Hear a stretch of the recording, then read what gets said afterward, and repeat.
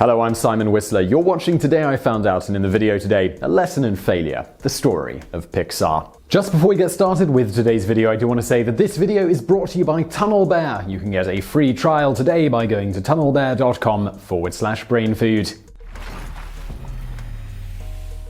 Before a story about toys, before monsters went corporate, before anyone went searching for Nemo, and before a couple of dozen Academy Awards, Pixar was a high-end computer hardware company whose clients included the government and the medical community. The story of Pixar, it isn't exactly full of superheroes, adorable robots, or talking bugs. The tale of one of the most profitable and critically adored animation studios in the history of the world is filled with financial difficulties, fired Apple employees, digital printers, and an animated left hand. And it all started with a Mormon graduate at the University of Utah.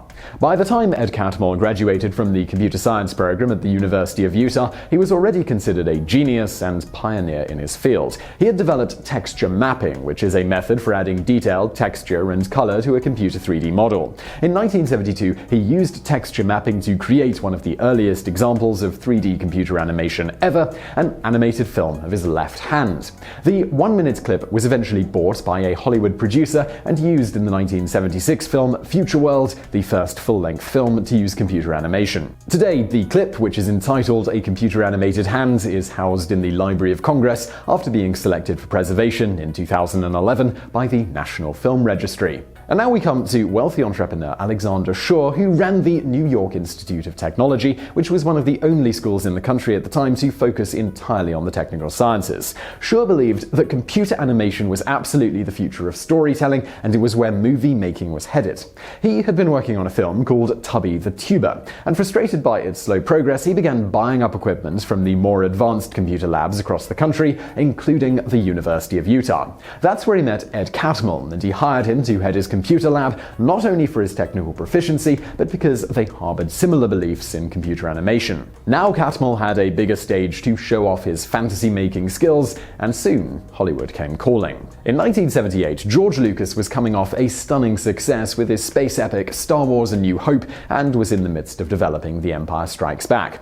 Though he loved writing and directing, his goal had always been to create a movie-making empire with his company Lucasfilm. According to David Price's book, The Pixar Touch, George Lucas believed that filmmaking was frozen in time and wanted to modernize the tools that were used. So, he turned to computers to make his special effects division, Industrial Light and Magic, which was the envy of Hollywood. He hired Ed Catmull to have those computers do his bidding. Catmull, like many people at the time, was in awe of Star Wars for its detailed special effects. Even if it meant leaving Shaw and the New York Institute of Technology, the place that had given him his start, Catmull had to take his dream job. Ed Catmull, he joined Lucasfilm in 1979 and formed the graphics group as part of the computer division. He brought over some of his best men, and immediately they got to work. Lucas's wish list was immense and rather daunting. He wanted the group to develop a non-linear editing system, a digital sound editing system, and to dive further into how computer graphics could revolutionize filmmaking. For the next few years, the graphics group hummed along with Catmull leading the way. Lucas would come by often to see what the guys were working on. According to the Pixar Touch, Lucas demanded that no one gawk at him. He also wanted to be treated as if he himself was an expert on computer graphics and hated if anyone talked down to him. By 1986, the graphics group had developed computerized effects for several Hollywood films, including Star Trek II: The Wrath of Khan and Young Sherlock Holmes. But the division, it was losing money. It was quite expensive to run a cutting-edge computer graphics division, and Catmull and company knew that their time with Lucasfilms was short and began figuring out a way that they could strike out on their own. But, they needed an investor. Luckily, the recently fired Apple CEO Steve Jobs saw something truly unique in the computer graphics division. Jobs bought the graphics group for $5 million from Lucasfilm, giving him rights to the underlying technology used, and established an independent company which he called Pixar. Alright, so I hope you're enjoying this video so far, and I'd just like to take this moment to tell you a little bit about TunnelBear. Now, TunnelBear, if you watch this channel regularly, you know that they have sponsored before, and if you haven't had a chance to check them out yet, now is your chance, because you can still try TunnelBear absolutely for free. So what is TunnelBear? Well, it's a VPN that allows you to browse a more open internet. It's an incredibly easy to use app that works on iOS, Android, Mac, and Windows, and actually you could use it on all of those devices because with one TunnelBear license, unlike some other VPNs, you can use 5 devices just on one thing, so you could even have an extra on as well. I've got loads of devices, and on all of them I installed TunnelBear. I think I've got it on 4 different things: a tablet, a phone, 2 computers. Yeah, I've still got one for spare, so that's great. And whether you are setting it up on an iPhone or a PC or anything else, it's always a breeze. Very easy to get started. You don't need a ton of technical knowledge. So a VPN is basically something that swaps out your local IP address with one from another country that you can totally choose. It's really easy. You just click a list and you select the country, and boom, it now appears as if your computer is in that country. This protects your private information from both advertisers who like to follow you around the internet, as well as your ISP, and it basically lets you browse a more open internet. Now, this is something that VPNs do in general, so why specifically should you try TunnelBear? Well, the simple thing is that's because unlike some other VPNs, they take your privacy seriously. If you're using a VPN, privacy is a really important part, and some VPN companies, they've abused the trust of their users, they've sold their bandwidth, they've sold their browsing data, and this is really the last thing that you want a VPN to do. TunnelBear, though, none of those shenanigans. They've even recently had a public security audit to prove that they are not doing any of that dodgy stuff. So by using TunnelBear, you know that your privacy is taken totally seriously. And to see how easy it is to use, you could try it totally for free. Just go to tunnelbear.com/brainfood, and please do go through that link. There's also a link in the description below, because going through that link does help support this show. And thank you to TunnelBear for sponsoring this video, and let's get back to the show.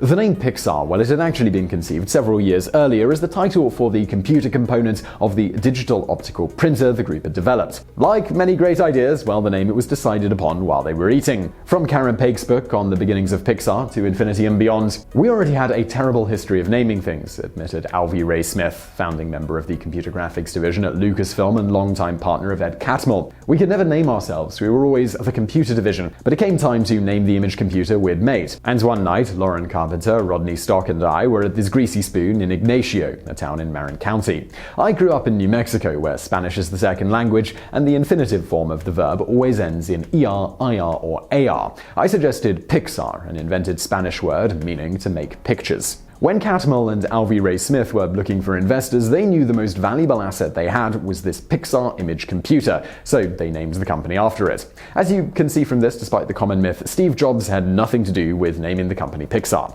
Steve Jobs supported Catmull, Smith, and John Lasseter's vision of creating an animation studio, but he had his own agenda. He wanted to sell the very thing the company was named after, the Pixar image computer. He began marketing Pixar as a high-end computer system company, and it worked for a while. The system was sold to government agencies, the medical research community, and other companies trying to establish their own 3D computer model animations. One of those companies, well, it was Walt Disney. Eventually, due to the extremely high price of the Pixar image computer and limited customer base, sales for the system began plummeting, and Jobs panicked. He poured more and more money into the company, over $50 million in a 5-year span, according to Infinity and Beyond, and positions were cut and employees fired, all in order to save the company. The dream to make the first full-length animated movie was still there, but it was being threatened by financial ruin, and Jobs was very seriously considering shutting the company down, particularly as his other major business at the time, Next Inc., was also functioning as little more than a great way to rapidly burn through millions of dollars, though with the help of Apple, Jobs would manage to make some good money on this one too, eventually. Pixar, it wasn't saved by Apple though,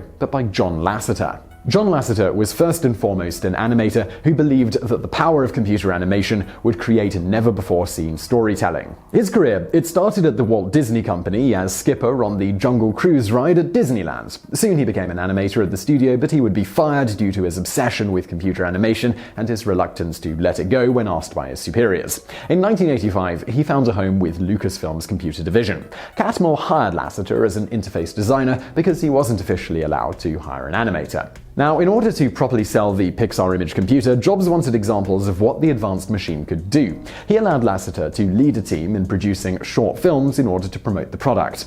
Luxo Jr., a short computer-animated film with desk lamps, premiered at the annual computer technology conference SIGGRAPH in 1986. It was a hit, and later that year it was nominated for an Academy Award. Needless to say, it was a pretty good example of what Pixar as a hardware system and company could do, and Lasseter was able to convince Jobs to keep the company going, focusing on making TV commercials and animated shorts for other companies, which would in turn help market their computer system. As Lasseter built up the animation division, he brought in contracts from companies like Tropicana, Lifesavers, and Listerine, with Pixar producing ad campaigns for them. It became clear the future lay at the feet of animation and not hardware, and in 1990, Jobs sold the hardware division to raise money to this end. Even then, the company lost $8 million in 1990. Finally, in March of 1991, Jobs fired half the staff and claimed he'd shut down the company if all employee stock shares weren't given to him. This ended up working, and he really did shut the company down, but then started a new company with the same name and the remaining staff, but without employees getting any shares this time.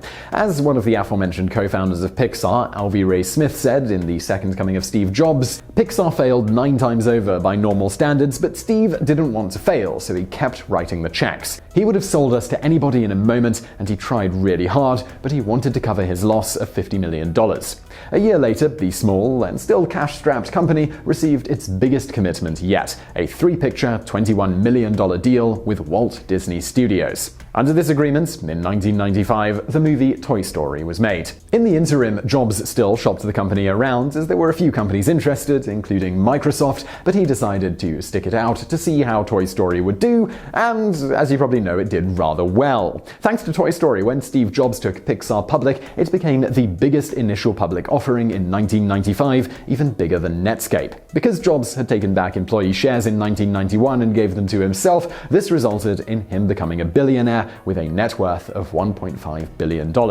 And, well, the rest, as they say, it's history. Bonus facts. Despite initially having no product whatsoever other than selling a t-shirt with the company's logo and blowing through mountains of money while spinning their wheels, Jobs managed to get Ross Perot to invest $20 million in Next Inc. This was in exchange for just a 16% share of the company that had no real assets at the time other than the employees. At that rate, the company was valued at $125 million. This quite possibly was the most expensive startup t-shirt company in the history of the world, also demonstrating quite how good Jobs was at marketing. And now for another bonus fact. In a lot of ways, Next, it was a spectacular failure, but in other ways, it was a spectacular success, and it made Jobs a lot of money, and it also provided the way for him to get back in with Apple via the Next operating system. Because of Apple's need for such an OS, Apple purchased Next for nearly $500 million, more than double the asking price. This happened 1 year after Jobs took Pixar public, and needless to say, 1995 to 1996 was a pretty good couple of years for Steve Jobs. And now for another bonus fact. If you've ever done much with computer science, you've probably seen another little piece of Lasseter's work without knowing it. Way back in the 1980s, he drew a little cartoon demon for FreeBSD. This demon went on to become the most popular depiction of the BSD demon mascot. So I really hope you found that video interesting. If you did, please do hit that thumbs up button below. And don't forget to subscribe if you haven't already for brand new videos just like this every day of the week. I'd also like to take this time to thank our patrons on Patreon. Their support helps make this channel possible and making our daily videos. If you'd like to join them in supporting us, please do consider heading over to patreon.com/TodayIFoundOut. And we've got loads of great perks lined up for people who do support us. So help is much appreciated. That's patreon.com/TodayIFoundOut. And thank you for watching.